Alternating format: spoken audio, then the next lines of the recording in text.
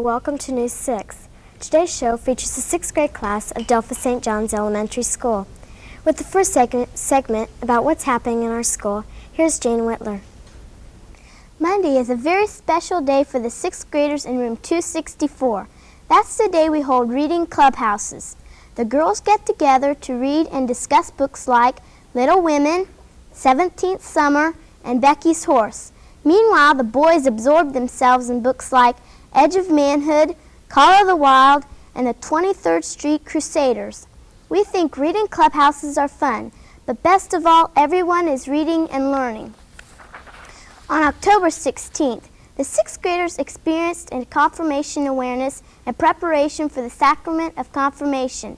Confirmation is when the Holy Spirit comes into our lives in a very special way, and we are considered full-blooded adult Christians. The sophomores at Delphos St. John's are helping us prepare for confirmation. They became a big brother or sister to each of us. We met them in church and then went to the playground to talk. We would like to thank the sophomores for being a friend and for helping us prepare for confirmation.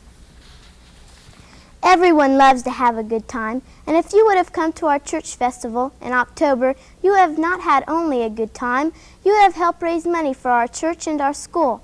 The festival has been a tradition in Delphos since 1913, when the festival made over $9,000. This year we made over $81,000. Everyone took part in the festival. The sisters, the priests, the pastor, the teachers, and the grade school classes from 1 through 8. Everyone tried their luck at games, while others took out time for refreshments. A clown was also on hand to make everyone's day happy. And at the end of the festival, everyone left with tired feet but smiling faces. Here's Tracy Sieber with our next story about our community. When Greels Egg Factory was founded in the late 1930s, Philip Gressel peddled eggs from door to door. Today, the eggs are shipped to places all over the eastern half of the United States. After Gressels receive the eggs, they are unpacked and put into a washer. Steel brushes are used to clean the eggs. After they are washed, the eggs are checked for cracks, then divided up according to their size. They are then oiled to replace a shield that was removed during the wash. Then the eggs are put in an outgoing cooler. The cooler can hold up to 30,000 cases of eggs, while a newer machine holds up to 40,000 cases. Both coolers are kept around 50 degrees.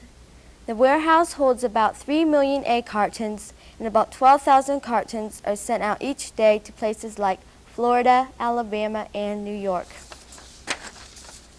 The people of Delphos care about how our community looks.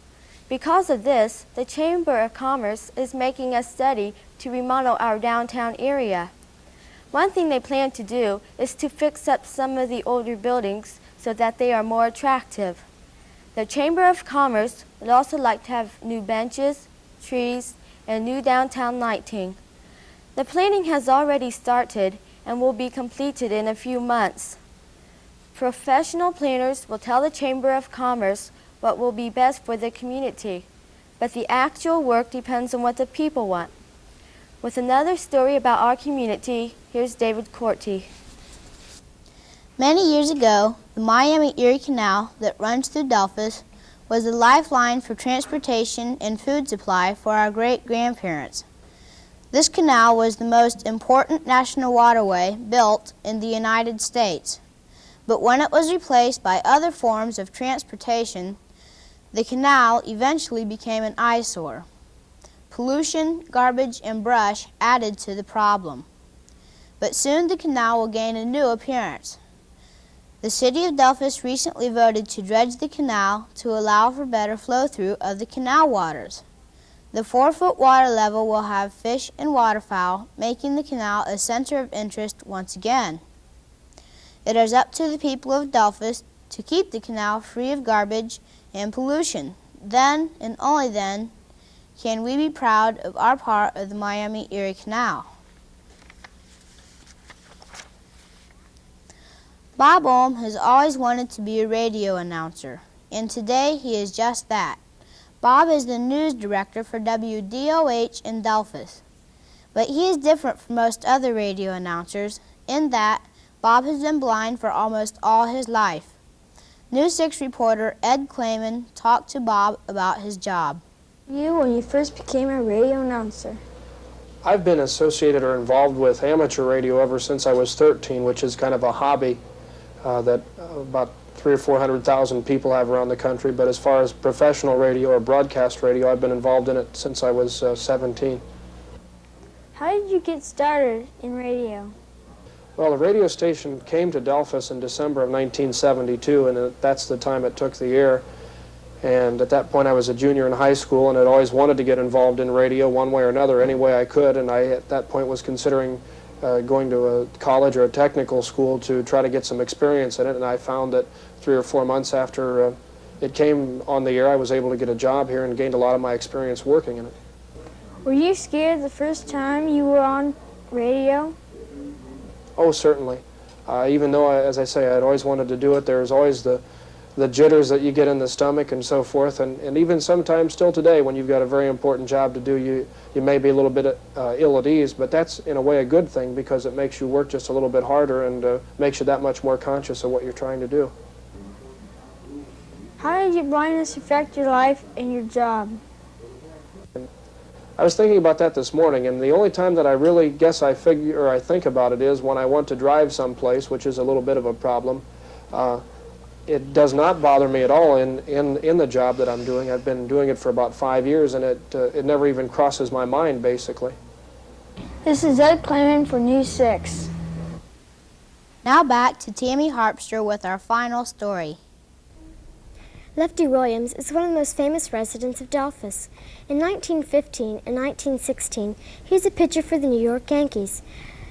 Lefty talked to News 6 reporter Deborah Mace about his experience in baseball back then. Between baseball when you played and baseball today? Well, I could say it's a lot more modern nowadays. I'm changing it. But a lot more modern because when I played, we played for the sport. And now it's business. That's the difference between baseball and... see, I got $200 a month for in my boarding room paid. So that's one day, and the traveling was so poor. Who were your favorite players back then? Well, didn't have them. Most of them hit me too much, and they wasn't too much favorites. Trey Speaker and Joe Jackson. Do you know any famous baseball players today? Oh, yes. Pete Rose, Wally Post. Well, Wally Post ain't playing no more, but I don't know his name. Johnny Bench. Really? Mm-hmm. How'd you meet him? At the ballpark. It's where they, so much younger than I was, but when I was to the game, that's where I learned to know him. When you were a little boy, did you think you would become a famous baseball player? Never thought of it. When I wasn't very famous or had to be, yet. Lefty is now 83 years old, but he's still very active in helping our school. He helps us collect newspapers and raise money for our school. His project makes around $4,000 a year. Lefty is a great and beautiful person who never stops helping others. Thank you for watching News 6. Today's show was brought to you by the 6th grade class of Sister Petrine, Miss Alexandra, and Sister Karen. Next week, News will feature the 6th grade class of Fayette Elementary. Have a great week.